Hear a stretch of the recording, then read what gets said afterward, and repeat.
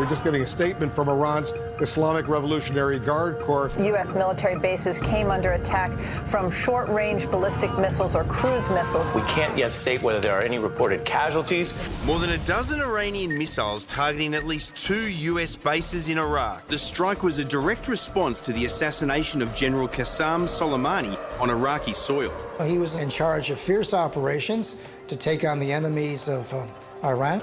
Everyone in Iran has a political position, but he was seen to be above politics. Iran and the US have been enemies for decades, but it was Iran's September drone strike on the world's largest oil refinery in Saudi Arabia, a US ally, that triggered this latest dangerous escalation. They've been spoiling for a fight for a long time. And the distraction from domestic issues seems to suit President Trump just fine. I mean, what is the news about badgering the president of Ukraine for a favor compared with a coming war with Iran? It just drives it off the front pages. A president who says he wants out of the region sends an additional 18,000 plus troops to deal with a crisis of his own making. As US forces flood the region, NATO forces are reducing their presence in Iraq. Meanwhile, Iran's withdrawn from its 2015 nuclear deal, and the region rests on a knife's edge. The United States is not seeking a war with Iran, but we are prepared to finish one. Well, Editor-at-Large of The Atlantic, Steve Clemens, is in Washington. Steve, has your president just started World War III? I don't think he started World War III, but he's definitely created a provocation in the Middle East that is going to be consequential for a long run. Iran just walked away from every element of the nuclear deal. And so it's just a few months away from enough nuclear material to make a bomb if it wanted to. And the United States is perceived in the region as less and less consequential, where you see the rise of Russia, China, and now Iran in Turkey, but not the United States. Steve, we've seen that Trump doesn't really stand for much, but he has been really consistent about the idea of getting the US out of the Middle East. Can you talk a little bit about his motivations here, and particularly why now?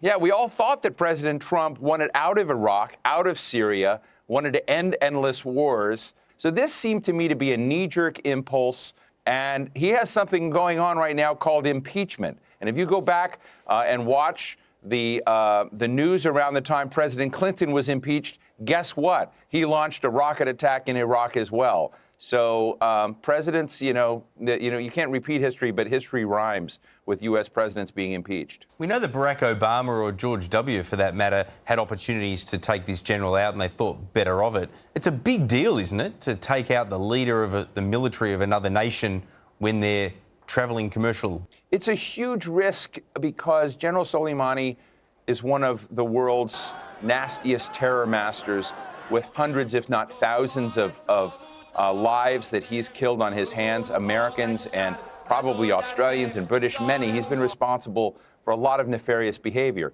That said, he has also cooperated with the United States in places like Iraq and in Syria when we were fighting ISIS. So it's complex, but I think the big thing is Iran has power and assets in many countries, and they can create a lot of pain and havoc for our allies and for the United States. They just threatened Israel and the United Arab Emirates if the United States were to take any further action, for instance. There are unverified reports from Iranian state TV that 80 people were killed in the strikes.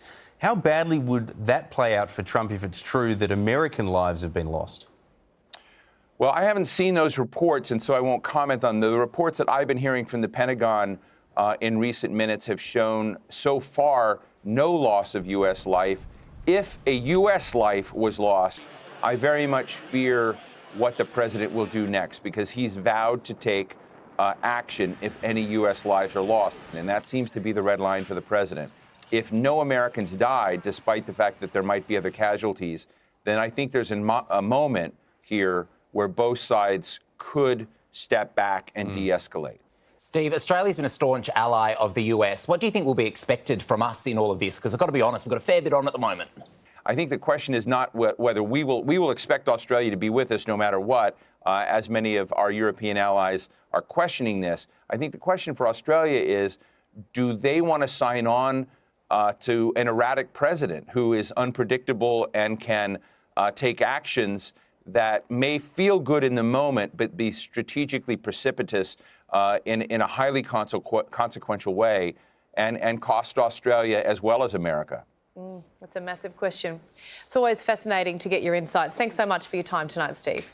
Thank you, Georgie. Thank you, everybody. And as we said earlier, the Supreme Leader of Iran has just addressed crowds in the country who chanted "Death to America." He briefly addressed the missile strike then laid into the United States. Here's a little of what he had to say. What matters is that the presence of America, that's a source of corruption in this region, that should come to an end.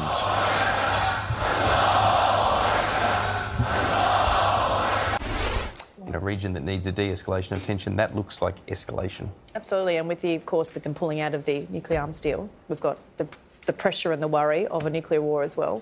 They've got a lot of missiles, ballistic missiles, and as you say, the potential for strong nuclear response potentially as well. So we'll see where it goes. It's pretty scary stuff. And this is very different to America getting involved in Iraq. Like, people need to understand that this is a nation that's got 80 million people who are very devout, and they're also very committed to the sovereignty of that nation. And the genesis of this is it's Saudi Arabia versus Iran. It just happens that Saudi Arabia are a strong US ally.